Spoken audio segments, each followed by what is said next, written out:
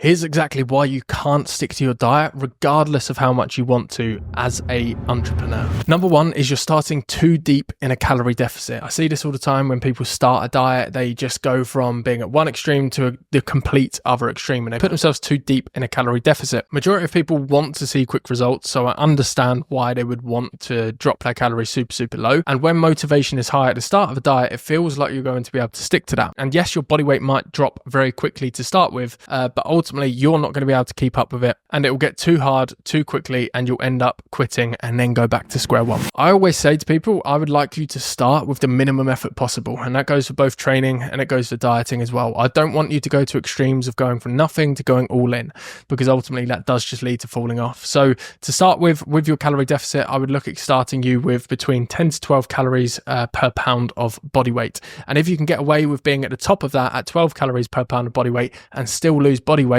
that is absolutely fantastic. That is the position that we want you to be in. That also then gives you room to maneuver on the way down. So if you do hit plateaus, and if you do get stuck at points with your diet and with your body weight, it means that we can still make progress, because you can then bring your calories down when you do hit plateaus. So don't shoot yourself in the foot by starting too low at the start. Number two, I see people cutting out all of the good stuff. And that could be by going on certain diets, or it can just be going, all right, I'm going on a diet, so I'm not going to eat chocolate anymore. I'm not going to eat crisps. I'm not going to go out for dinner with friends. I'm not going to have the takeout. And I think that is completely detrimental to the whole process, because again, you just learn to hate your diet. You learn to hate your nutrition. You view it as a chore. Inevitably, after a time, a certain period of time, you are going to fall off plan, because you're relying solely on willpower. There needs to still be a base level of enjoyment to your food. So make your food fun, make it exciting. As long as it still fits your plan, that is absolutely fine. Remember to focus on the long term, not necessarily just the short term. The odd meal out with friends and family is fine if you know how to manage it. So my preference with your diet would be to focus on the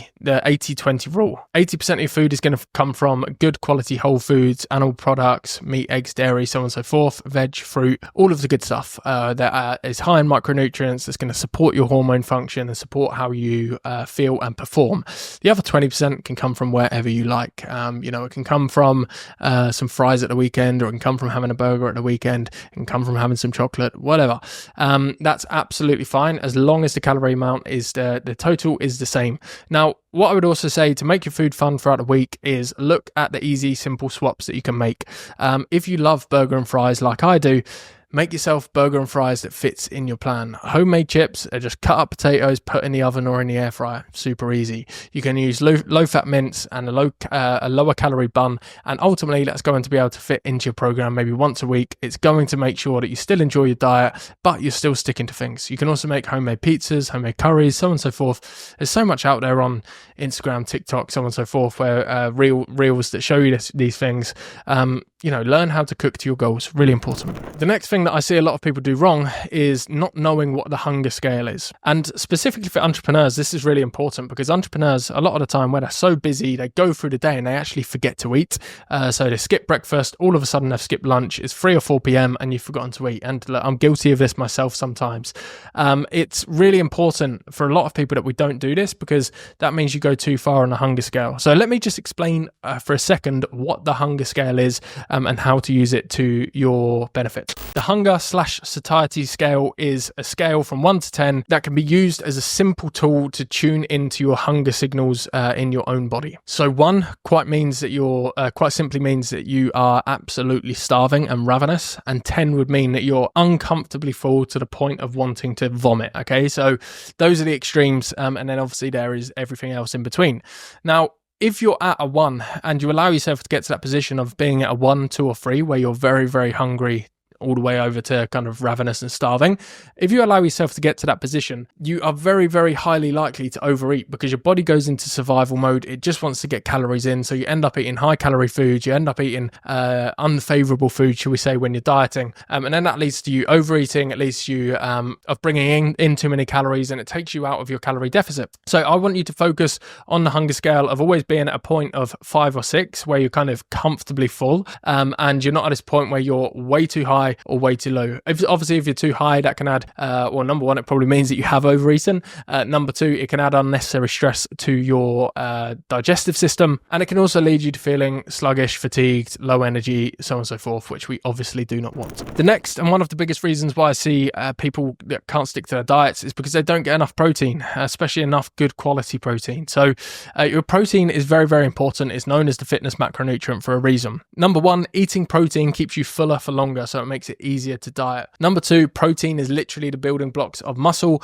which ultimately means that if you put on more muscle over a period of time, you are going to burn more calories at rest. It increases your basal metabolic rate, your BMR. Number three, ultimately, because it's the building block of muscles, is going to give you the best opportunity to build or maintain muscle as you are dieting, which means that you're going to look the way that you want when you drop the muscle, rather than looking skinny fat and like a deflated balloon. Number four, protein burns more calories as you eat it when compared to other macronutrients like carbohydrates and fats. So it has a higher thermic effect of feeding, which ultimately means to digest and to metabolize, the body burns more calories from doing so when it comes to protein. So not only are you going to burn more calories, but it is also the foundations of your muscle development. So I recommend for the vast majority of people getting in between 0.8 and 1.2 grams per pound of lean body mass. And then number five, one of the most crucial steps, and why I see so many people fail their diets, is because they do not have a backup plan. They expect themselves to be perfect, to be on point when it comes to their diet,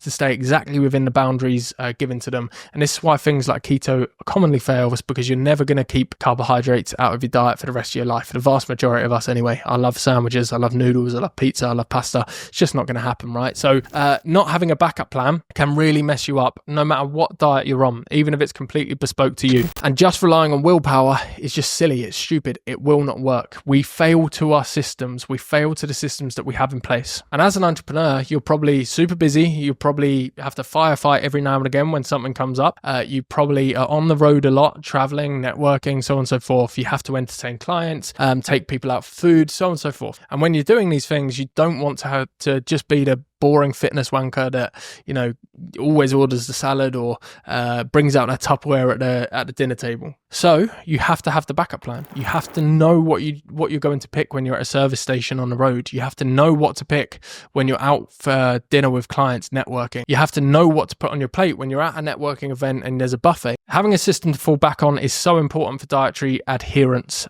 So don't expect yourself to be perfect, because it will mess you up in the long run. And just on that note, I've put together an on-the-go cheat sheet that covers everything from fast food restaurants like McDonald's and Subway, to supermarkets like Tesco and Sainsbury's, to coffee shops like Starbucks and Costa's, and high street restaurants like Nando's and Wagamama's. It shows you exactly how to make wise choices on your diet and still make progress. If you want it, just send me through a DM that says cheat sheet and I'll send it straight through to you. Okay guys, thank you for listening. I hope that was useful.